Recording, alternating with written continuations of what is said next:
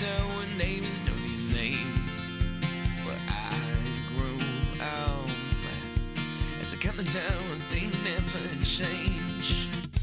Friends eat at the restaurant, the principal knows the street you live on. The farmer's market runs all day long. The Saturdays are full of songs. School buses packed with kids from your street. The pool is full of every swim meet. The street dances stacked with the people on their feet. And that's kind of 4th of July.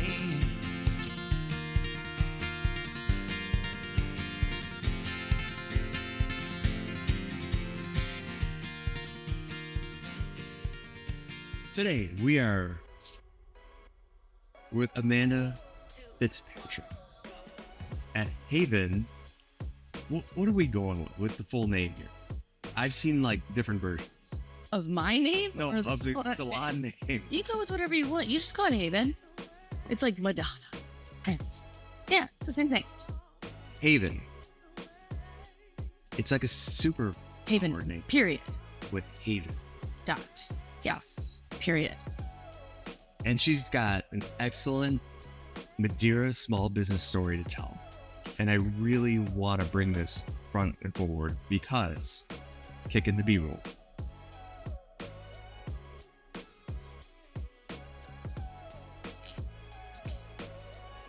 I can cut this, as I'm a really good editor. Are we going to get through this? I want to bring your story to film, highlighting the bricks, mortar, and unwavering strength of Madeira. Often the incredible journey of growing a small business from the inside out is overlooked, and your mantra, "These are my people," you want to say it? This is my place and these are my people. Has transformed your business into a hardworking powerhouse, fueled by love and meticulous scheduling. But your dedication has resulted in consistently booked scheduling, showcasing a remarkable success that you've achieved. That was totally chat CBT or CBD. Completely. It was amazing. But I do want you to tell your story, and we're going to start all the way from way when you were just a kid. We're going to get weird. Yeah. Okay, let's get weird. And we're going to start just from right before you went to college and Kindergarten. Okay. where you were writing your book. And your thought pattern was to go to school for... I originally went to OU, and I went to school for special education. I couldn't think of anything else to do, and I really had a soft spot for special needs children, and so I decided I'll just be a teacher. And my dad is an immigrant, and for him, it is like, you know, my dad's side of the family, you become a doctor, you become a lawyer. So going to college to become a teacher was not really something that was like celebrated on that side, I guess. But I was the first one to go to college. So I went to college and very quickly realized that I was 17 when I went to college. Little fish, big pond, and was totally overwhelmed by the whole thing. Hated every minute of it. After 2 years, I came home. But while I was there, I changed my major, and I went to criminology sociology, and I was really into it. But I changed my major, of course, like last semester, second year, and I was like, I'm going to be here forever. But the big thing I got from college was the realization that, like, I don't feel like I'm doing anything. I realized I think that I need to constantly, like, have my hands in something. I need to be making something, doing something. Sitting in a classroom just was not, it just wasn't for me. So I left college and I came home and I had no idea what I wanted to do. And my mom, God love her at the time, I thought she was like the worst mom ever, was like, okay, well, you're home. So now you owe me rent and you need a car. You need to pay for your car that was always free, and you pay for your insurance and you pay for food. And I was like, whoa. So I had to get a job very, very quickly. And then I had to get 2 jobs because it was expensive to live back home. Great lesson, right? So I just started doing random things. And I was like, I'm just going to try a little bit of everything and like throw spaghetti on the wall and see what sticks. I worked at Fifth Third Bank, I think, along with every other of my friends that dropped out of college. I realized that cubicle life was not for me. I worked for a company that was contracted out by the county to fix the child support system. And I actually thought that was really cool. I did a lot of work at the Justice Center, and I kind of fell in love with that whole arena, I guess. The company lost their contract, so I needed to find another job. And I got a job as a social worker at the battered women's shelter, which was actually awesome. I really felt like I was doing something. I was connecting with people every day. There were always new people coming into my office. It never got stagnant. It wasn't stale, but I really felt like I was like making a difference. But at the time I was 23 years old. And I think just emotionally and like the heaviness of the situation, for some kid that really had never experienced anything was just too much. So I had a client of mine who was actually murdered by her spouse. And that was the nail in the coffin. Like, I just was like, I have to step back from this. This is too much for me. And I don't feel like I'm actually serving my clients in the best way possible, because I have no clue I've never been married. I don't have kids. I've never really had, like, I don't understand like the heaviness of this. So I quit. And I had no job for like a week. And I remember telling my mom, I was like, I just want something fun. And so I decided to bartend. I was like, this looks like fun. So I started bartending, and I actually loved it. I was meeting new people, and it was the same thing, like just the serving, as weird as it sounds, bartending, but just the serving people and the getting to know people and the building a relationship with people. But I wasn't doing anything during the day. So that was when City Beat was a thing. I don't know if you remember that. There were like City Beats everywhere, and you could like actually like read a paper. Yeah. So I grabbed the City Beat one day cleaning my bar, and I was thumbing through the classifieds, and there was an ad for a part-time receptionist in Blue Ash at a salon. And the hours were great, and the pay was really good. And I was like, well, that seems like fun. I can probably get my hair done. So I ended up getting that job. And about a week in, I was like, this is it. It was like a light bulb. And I was like, this is what I want to do. So I decided to go to hair school. That's my journey here. Was there anything or anybody or any show or anything that made you switch into the criminology major? So like SVU show, or like I think it was the criminology aspect. I think to me was the mystery of it, and like solving the mystery. I loved, we kind of go back to the whole, like, I have to be doing something and like solving something and figuring something out. If there's a problem, I'm going to be the one to fix it. And that's kind of goes to my whole life. But I think with the criminology sociology thing, that was kind of what intrigued me, was here's your mystery and now you have to solve it. And I loved that. I thought that was like the coolest part. Yeah. So it kind of goes into a little bit of the service life of what you're working on today. Yeah. Here's a bad hairdo, kind of like mine. Yeah. Here's this Polish Irish guy with this horrible hairstyle. It's the worst. The worst. The worst. Let's see what we can do to fix the receding hairline, and let's fix it. Yeah, it's cool. What I do every day is absolutely awesome. Like, you hear people say, like, I have to go to work. And then there's people that are like, I get to go to work. I get to go to work every day. When I had children, it became a thing of like being torn between wanting to be at home with them, but still wanting to be here. And it wasn't, I have to go to work, or do I stay home with my kids? But it was like, I really want to be here, but I also really want to be there too. Yeah. And I think for me as a mom, that was the hardest pull, was that I actually really wanted to be in both places equally. Yeah. How did your parents feel about the transition from college? I mean, obviously it was get to work. And yes, that was something when I came back from school as well. I think I had 3 jobs. Yeah. And I had 2 until I think I was like 28. It was because I had college debt to still pay off. Right. My mom was like, well, you dropped out, so now all of this is yours. Yes. Like at the time, I thought my mom was like the worst human ever. And now at 43 years old and with children of my own, I look back and I could literally just like kiss her face off for forcing me to be accountable. And you made these choices and now you have to figure it out. But it was like, learn how to take care of yourself, because nobody else is going to do it for you. Yeah. And it was a great lesson. Those are also the days that I was working 3 jobs, but staying up till at the time of my life. At the time of my life. Right. And then sleeping until 10 and then going to work again and Yeah. doing it all again. Yeah. And looking back now, I'm like, I can't even stay up until 9 o'clock. It's 9 o'clock and I'm making up lies to get my kids to go to bed, right?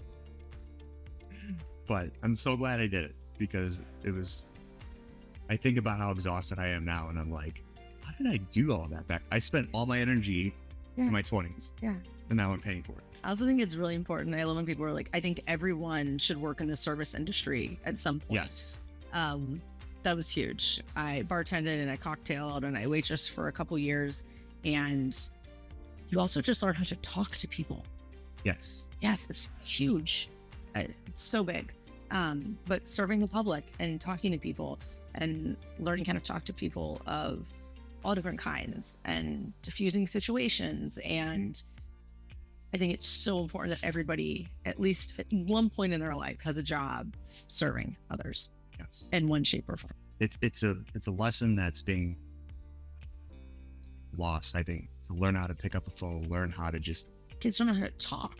learn how to do this. Yeah, because we do this. Yeah. Yeah. And it's so hard for somebody to just, instead of texting somebody for a simple message, just pick the phone because the tone is gone. Yeah. Even at like restaurants now, you can just order from a tablet on your, I feel so old. Like, oh, there's a computer on my table. But like you can order from a tablet and your menu is a QR code on a thing. And like, I shouldn't say struggle. We really stress now, like with getting our kids, like look at someone you're talking, if you're ordering your dinner, you know what I mean? Like and I think when you're here, that's all it is. And I think that's what I love. I love so much about it. Like I meet new people every day and I am I know everything about people. I know things about people that they don't even tell their spouses, right? I've been with people from college graduations to meeting their husbands, to getting engaged, to doing their weddings, to being there when they have their first kids and things that come with marriage. And like, I mean, I've had people that I've had for 18 years now, and it's a privilege to be able to be a part of people's lives like that, as deep as we are. It's awesome. I get to do this every day. We might sound like the new boomers. I think we are. I think we are. But trust me, it is something that will be missed one day. 100%. To just talk to people. Yeah. Yeah. I don't know how people meet people. Yeah. Like dating. It's all on apps and like you just gotta go talk to people or like meet people or get to know people. I literally think that is what I love about my job. Every day is different. Mhm. Every single day is different. Yeah. It's great. Yeah. So let's start with the next part, the foundations of where you started with the salon. So you got the reception position. I got the reception position and I decided to go to hair school. So I started hair school and I absolutely loved it because I was working so many jobs and I was bartending and I was doing a ton of late nights. School started at like 7:45, 45 minutes away from where I lived. So it took me like an extra 6 months to graduate. There was a lot of missed school, but I finally did it. It's kind of the joke between my hair school friends and I. And I finally graduated. I got a job working in a salon in Hyde Park. And about 3 or 4 months in, realized like this is not the vibe I was going for. Like this, I think chemistry is everything. And your first salon out of hair school either makes your experience or it breaks your experience. And this one was starting to break my experience. The chemistry just wasn't right. It wasn't there. So that was a commission salon. So I left and I went literally around the corner to another salon that was more booth rental. So you kind of paid for the space and you ran your own business within their business. And I really liked that model. It gave everybody kind of ownership of their own business. I felt like it really, the accountability was there. Mm-hmm. And for me, you are responsible for your growth. Like, yes, you've given me this great place to work and you've, given me all the big stuff that I need, but it's up to me to grow this business and really make this business what it's going to be. And I just took that and ran with it. And I basically just pimped and promoted myself out. Like it was unreal. And it worked. It was awesome. And, we joke, shouldn't say we joke, but I think something that, I don't know if it's braggable, but we've never paid for advertising or marketing. We've been in business now for 16 years. And we've just never done it. It's all been through word of mouth. It's all been through referral. And it's kind of, the lost art of being able to talk to people. But I truly believe that if you are good to people, people will be good to you. And I think, going back to the whole, this is my place and these are my people, like we said before when we talked, like I want people to leave here and go, that's my place. Yeah. To feel like this, I literally want you to walk in and be able to sit anywhere, or grab a drink, or do whatever you want here, right? And these are my people.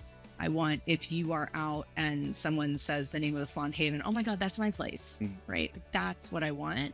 And I think we've always had that as the heart from the very beginning, to where people do feel like this is their place and we are their people. And they tell other people about us too, because I think they want that for their people. Yeah. And that's literally, I think, how we've grown over these years. Now tell me about the monetary kickstart. So when I left the salon in Blue Ash, after I graduated, I then had gone to my first job in Hyde Park. The chemistry was not right. I then went to another salon, and I remember thinking, like, I have to make this work, because I told everybody that hair school was like a great idea. This can't fail. And so I was there, and the chemistry was terribly off. And I knew I had to get out, and I was like, third time's got to be a charm. And so I had a friend that worked at that very first salon and had gone off on her own at the time, like Salon Concepts and Salon Lofts. The small studios were becoming a really big thing in Cincinnati. And I knew that she was having great success at a salon and like her own studio suite. And so I just called her and was like, can I pick your brain? I've been out of hair school for 6 months. I have no idea what I'm doing. I'm going to start my own business, right? Like, I don't know who I think I am, but this just feels right. I'm kind of being led this way. I don't have any money to start my own business. I literally have no idea what I'm doing. I've had no extra training outside of hair school. All the reasons why this wasn't going to work. She was pretty much right, but you're sitting in front of me now. And I believe in you, and I think you can do it. And this is the best thing I've ever done. And so she said, I will give you $1,000 to start your business. At the time, Salon Concepts had this great referral program that if you started somebody, she's like, so when I get that referral for starting you, it'll just pay that back. But let me do this to you. And then when you get established and you start, you just make sure you pay it forward to another stylist coming up. And so I did.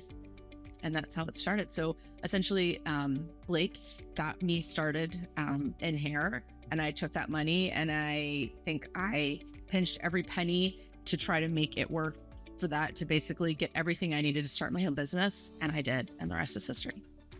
Yeah. And then you moved to Oakley. So I did the Salon Concepts in Oakley. And I was there for about 2 years. And a stylist that was with me at my very, very first salon, we had stayed friends, had gone on maternity leave, and I knew she wasn't happy, chemistry again. And so I pretty much forced her to come and work with me. I got a double suite, and I was like, I'm telling you, this is the best thing. This is it. And she did. And we've been together. We literally have been together since my very first salon. And so she came and we had the double, and then we just quickly outgrew it. A friend of mine was a commercial developer and had some space over in Oakley Square, and was like, hey, I want you to come and look at this, and had this, it was a huge building, but the first floor was commercial. And so he was like, do you think you could put a salon in here? I'm like, put a salon anywhere. And so we built that out, and that was our very first space that was just ours. And we were there for about 1.5 years, and we realized we need a bigger space already. So we started looking for more space, and he found another building in Oakley, and we knew we wanted to stay in Oakley. That was kind of our bread and butter. That's where we always were. And so we found that building on Brotherton, and we completely gutted it. He completely gutted it. And we moved in there. And I think there are a lot of things we did right, and I think there are a lot of things we did wrong. And I don't think it was until we moved into this Madeira space that I truly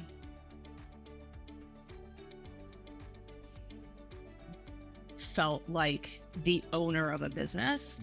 I think it was more like, I'm going to build this really cool thing, and we all can be together, and we're going to do this together, right? And I think I made a ton of mistakes in that space. We did some things that were really good, and we did some things that I look back and I'm like, I could have been better. I could have done better. But the chemistry was just off for many reasons. It was a bigger space with a lot more people. And in the end, I think we all kind of realized that you can't just throw 15 women into a space and think that it's just going to gel cohesively. And so we had rented that space for a while, and the situation, in terms of rental, just the chemistry wasn't there anymore. And my husband's a home builder. And so I knew that he could do some pretty cool stuff. And we had talked about buying a property in Oakley somewhere, and gutting it and just having our own salon in our own building. And so we searched and something landed in our laps, and it was a building that nobody else wanted. And when I walked into it, I knew it was going to be mine. And so we bought this property over on Ridge, completely gutted it, total labor of love. And we moved in, and I took with me the chemistry. And we have all been together now for 13 years, I think. And there's a reason why we're all still together. It just works. It's a family. It is your friends that become family. And, you'll hear a lot. I think when you get a lot of women together, sometimes it can get a little catty. It can get a little weird. There's a lot of drama. And when I say that there is none, I mean, there is none. Like, literally, I work with my best friends every single day. They're the best people I know. And that's what makes it work. Yeah. We're moving into Madeira. Okay. So we were in Oakley, absolutely loved it. There was a woman who owned all the property from the right of us all the way to the highway. And she was great. And we had a lot. It's very hard to find parking in Oakley. We had a parking lot, and it was great for our clients, but we rented space from her for our employee parking. And through no fault of her own, it was a wonderful thing that happened to her. A developer came and offered to buy up all this land from her. So she sold, it was demolished, but with that went our employee parking. And unfortunately, the way that we do our scheduling, we double book. There are 6 to 7 of us in at a time, which means you've got 12 to 13 clients at the same time. We lost our parking. And being on Ridge, there was no on-street parking. So we're thinking, what am I going to do now? This was not in my plan, right? And I think, we talked about it when we talked before. I think people come into your life, and I think people are put into your life and people are taken out of your life. But I also think that opportunities and things and places, the same goes for that. And in the moment, I remember when we found out that we were losing our employee parking, I just crumbled. I was like, what are we going to do? But everything is figure outable. My husband will say that.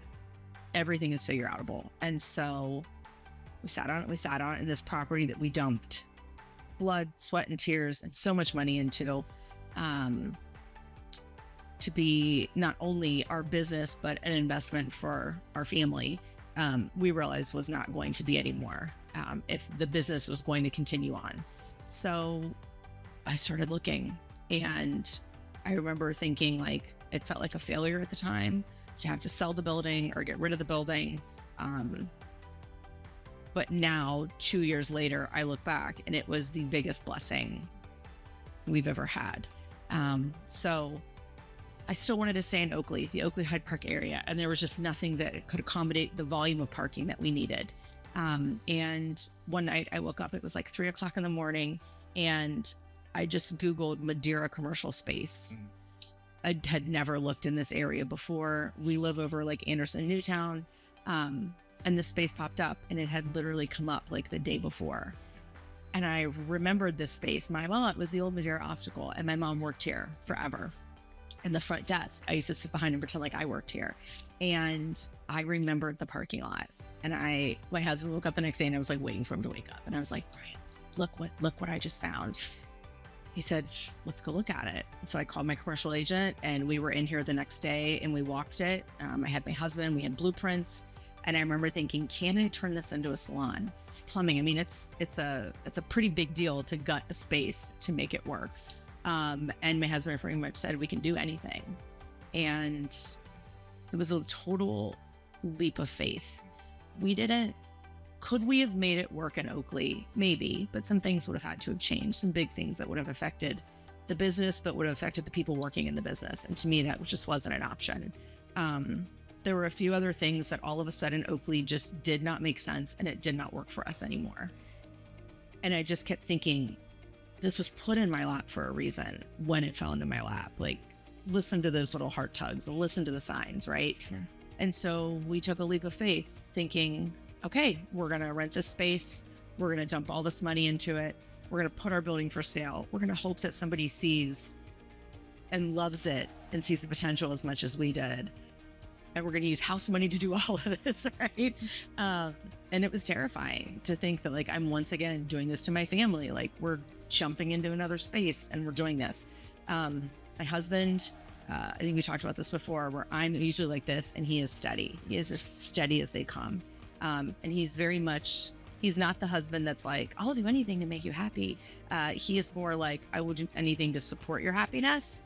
And I think he knew how much this meant to me and what a blessing this was going to turn into our family. And so we did it. And we put the Oakley space up for sale. We had a ton of people come through. For one reason or another, it just didn't work. It has to be right, especially when it comes to commercial. And about 8 months later, a wonderful woman walked into the space and absolutely fell in love with it and absolutely had to have it. She is a gem. And we closed on Tuesday, and Monday she opened up her salon there, and she is killing it and having the time of her life in that space. And I look back now and I think on all that heartache, that literally getting rid of that, it wasn't just a building. It meant so much, right? Somebody else was able to make it their heart, and we were able to bring ours here. And 2 people won out of that. Really, yeah, I truly believe that. 2 women won, 2 businesses won, 2 groups of women that are working in these salons. And now her heart is there and ours is here, and everything is as it should. What'd you call them? Your friend? What was your term? Your friend? You had a term for it. Friend. Family? Family. My family? Your family. My friend. That you work with. Yeah, these are my family. Did you run through each one of them and give me like one or good. 2 good points about each one? Okay, let's see. So let me go around the room. So there's Allison. She's on the other side of me. She is my work wife. Allison is a funny story. I worked with a friend of hers and at a salon when we were in Oakley, and Allison had not been doing hair, but she loved the industry. She was an adult, she's 30. And I remember she was like, I want to do this so bad. And I was like, then do it. She was like, I hate going to hair school. I'm like 30 years old. I'm like, you can do anything you want. If you go to hair school and you graduate, I will have a chair full when you get out. I will have a job for you. She's like, are you serious? Yes. I didn't think she would really do it. And she did. And I remember it started getting closer to her graduating. And I was like, I don't have a space for her. And once again, things land in your lap and things happen for a reason. And the new space on Brotherton opened with more chairs than we knew what to do with. So when she graduated, she immediately came in and we had a chair for her.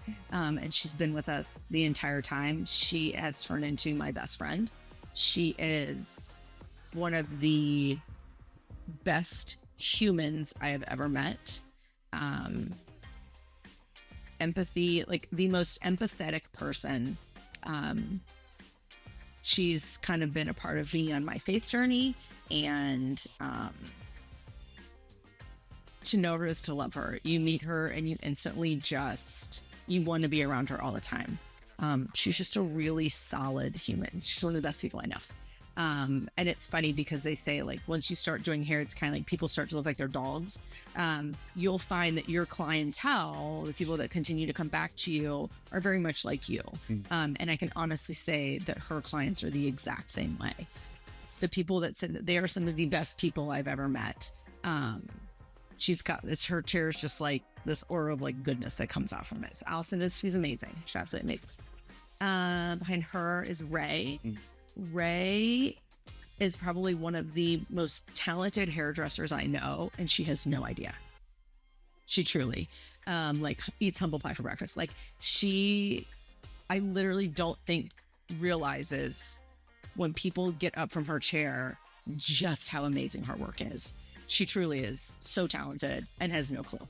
90% of her nutrition comes from a gas station, 100%. She is like just like a garbage disposal back there. It was like, what are you eating today? Oh my God.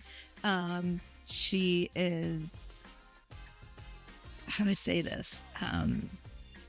the most organized, discombobulated person I've ever met in my life. Like, her station, when she's on, she is in there and she is going, but never has any idea where anything is. She's all right. To know her is also to love her. So that is Ray. Behind her is Talby. Talby has many nicknames. When delivery drivers come in, it's Tulabi, Tululama. I mean, like, nobody can pronounce her name correctly. Talby was another thing that fell into our laps. And so when we moved here, we had an empty station. And I was like, it's going to stay empty until we find the right person. I had no desire to just fill it. That wasn't it. I knew that the right person was going to come along, and it had to be the right person because this group is so good. I didn't want to mess with it. And so I was getting ready to I had surgery and I had a 10-week medical leave coming up, which is like career suicide in this industry.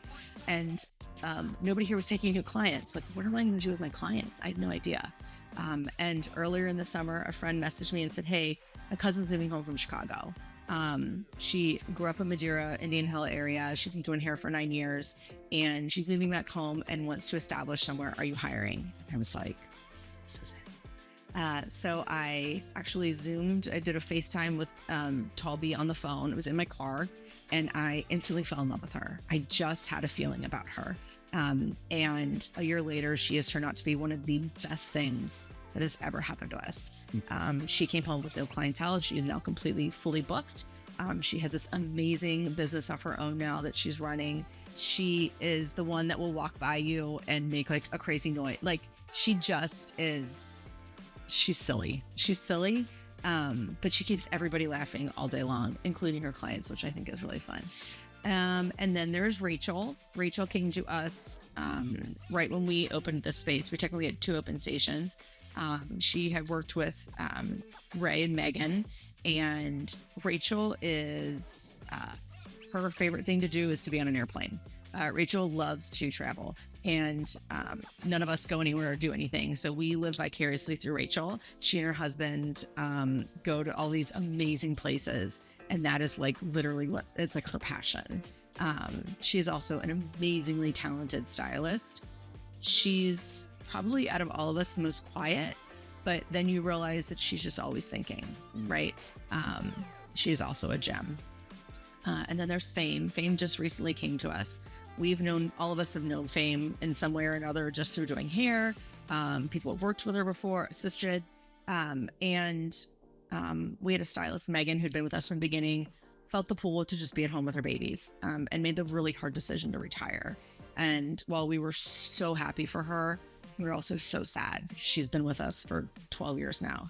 So when her station came open, Fame found out about it. And I kind of put out there that we were looking. She reached out, and she for sure is the caboose on this crazy train. She fits in seamlessly.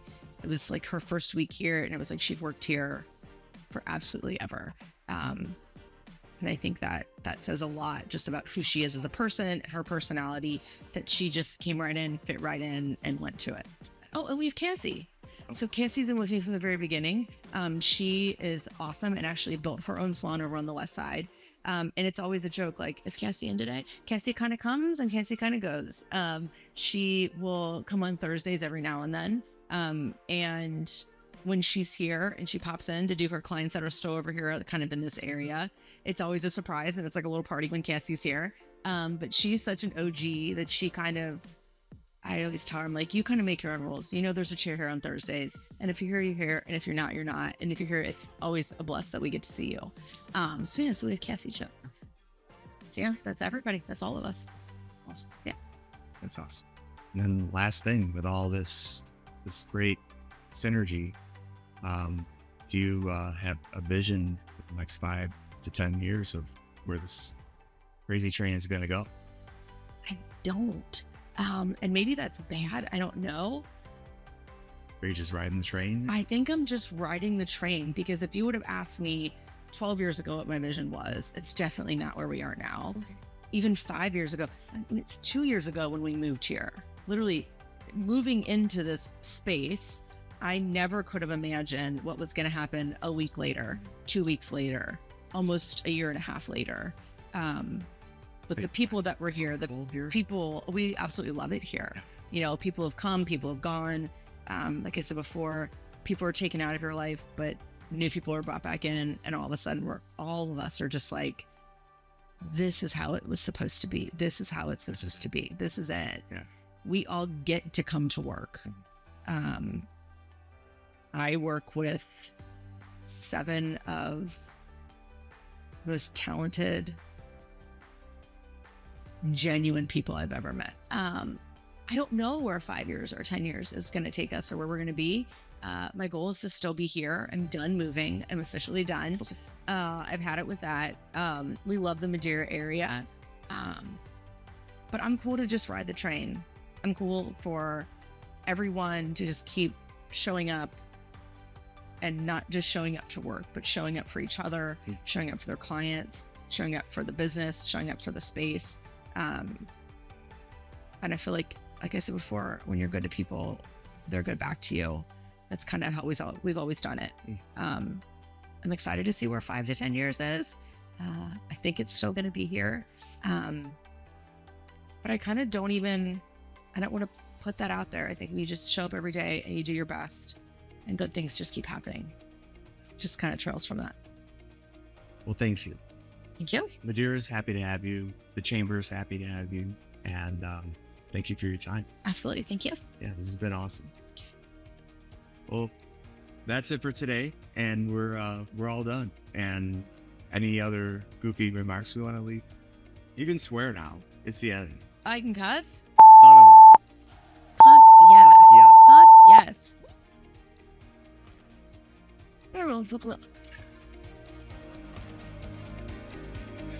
All right, we're done.